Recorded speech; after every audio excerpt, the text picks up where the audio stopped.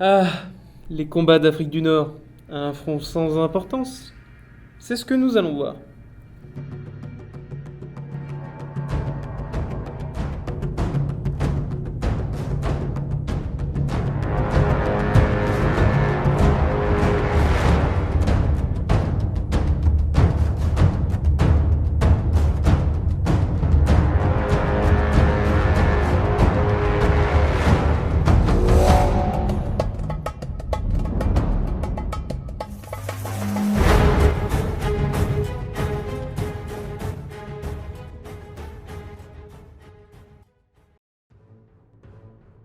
Alors, au menu du jour, nous allons parler des magnifiques colonies françaises.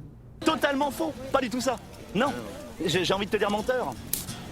Menteur. Puis, nous allons parler de la marine française.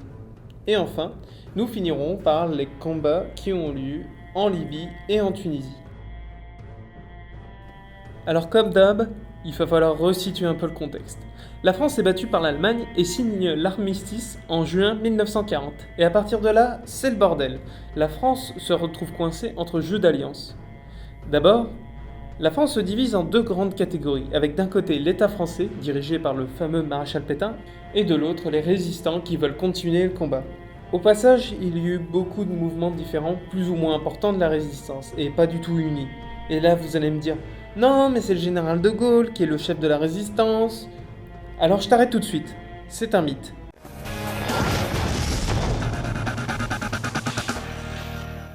Désolé, mais quand il est allé faire son fameux discours en Angleterre sur la BBC, il voulait juste dire aux colonies de continuer le combat. Il n'avait aucune légitimité. Les Anglais ne l'ont gardé que parce qu'ils se sont rendus compte qu'il pourrait servir. Les Américains voulaient pas garder De Gaulle et préféraient le général Henri Giraud, parce qu'ils trouvaient que De Gaulle avait des tendances trop dictatoriales. Et même De Gaulle ne s'est rendu compte de l'importance de la résistance qu'en 1941. Bref, sur le papier, la France est vaincue, mais pas totalement en réalité. Il reste ses colonies et sa marine. Les vichistes contrôlent désormais l'AFN et l'OAF. La France libre, quant à elle, obtient une bonne partie de l'Afrique équatoriale. Mais certaines colonies n'ont pas tout à fait choisi leur camp. Et dans ce bordel général, la marine française est clouée dans les ports vichistes en attendant de savoir qu'est-ce qu'elle va faire. En effet, Hitler n'a rien demandé pour la flotte à Vichy et préfère garder sa marine allemande toute pourrie pour combattre le mastodonte des mers anglais. Et justement, l'Angleterre voit l'Allemagne ne rien faire et décide de faire une connerie, pour changer, et de prendre par la force la marine française. Pour ça, il coule soit les navires qui ne veulent pas se rendre, ou capture les amiraux français déjà sur place en Angleterre. Les British, connus pour leur finesse légendaire, causent la mort de 1295 marins français, et la destruction de plusieurs navires, mettant ainsi hors compétition la marine française pour tout le reste du conflit. Les vichistes qui voient ça pètent un câble et veulent déclarer la guerre aux Alliés. Et dans un éclair de lucidité, le maréchal Pétain dit « Une défaite suffit ». Tu n'en as pas eu assez tout à l'heure? C'est toi, arrêtez! J'ai expliqué au début de la vidéo que la France libre n'était pas unie. Eh bien, les vichistes ne sont pas mieux parce qu'ils sont illogiques. Du coup, lors de la préparation de l'opération Torche en novembre 1942, les Alliés et surtout les Américains pensent que Vichy attend la première occasion pour frapper les Allemands. Ce fut donc une grande surprise pour eux quand les vichistes accueillirent les libérateurs non pas à coups de fleurs mais à coups de 75 mm. Pendant que les Alliés débarquent sur les côtes nord-africaines, les résistants pieds noirs en Algérie, dont 2 tiers de juifs, prennent le contrôle d'Alger la nuit du 8 novembre 1942.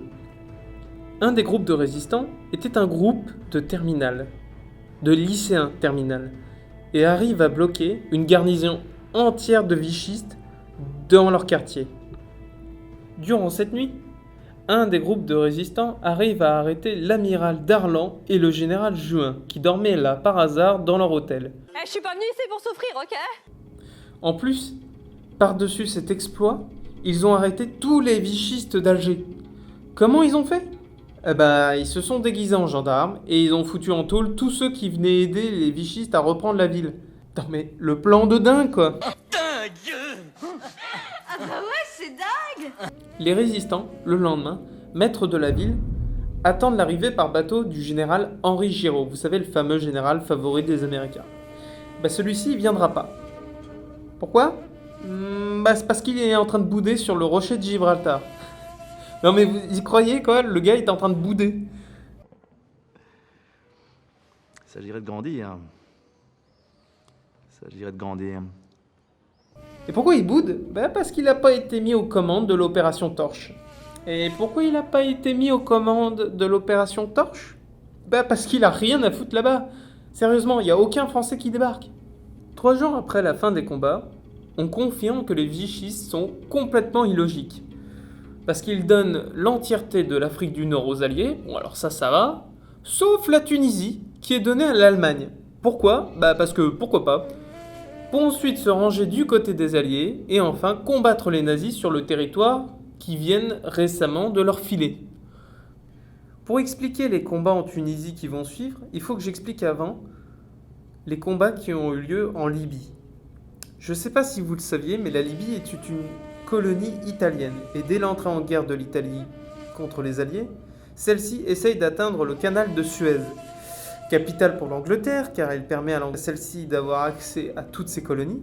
Or, lorsque la France est battue, l'Angleterre n'a plus que comme front terrestre la frontière égyptienne-libyenne.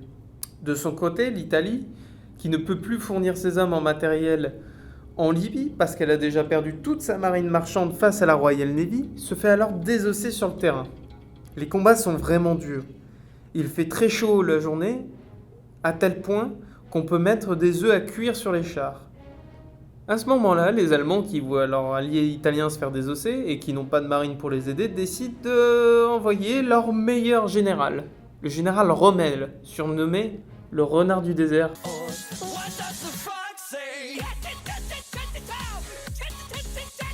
Par ses alliés comme par ses ennemis. Et je me demandais comment ça se fait que ce gars est aussi populaire. Et j'ai regardé ses faits d'armes et là je me suis dit, ah ok. Le gars a démonté l'armée anglaise en sous-nombre avec les Italiens jusqu'en juillet 42. À partir de juillet 42, il y a eu une bataille à El Alamein.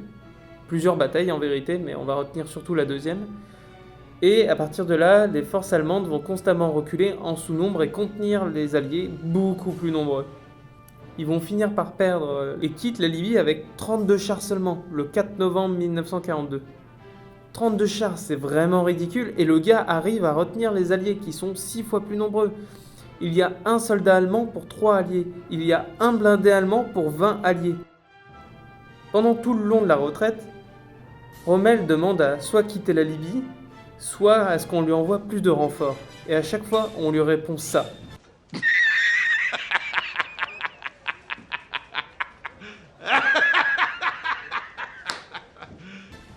Juste comme ça, il faut savoir qu'il y a eu une tentative d'assassinat sur lui tellement il était important. Le 17 novembre 1941, par des commandos qui attaquent sa villa, ils se font repérer par une sentinelle, tout le commando est buté, et on se rendra compte plus tard que Rommel n'était pas dans sa villa à ce moment-là, il était en voyage à Rome. Bon, niveau information, il y a mieux quand même. Voilà, c'était les combats en Afrique du Nord. Pour la prochaine vidéo, mettez 1 dans les commentaires si vous voulez que je parle du matériel pourri de l'Axe, ou mettez 2 dans les commentaires si vous voulez que je parle des batailles perdues d'avance, juste avant que vous ne partiez. J'aimerais vous dire merci pour être aussi nombreux d'abonnés sur ma page, on est désormais 150, ça représente beaucoup pour moi.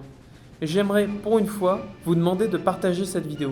C'est du savoir et je pense que ça devrait toucher un plus grand nombre. Merci à vous et bienvenue dans ID of History.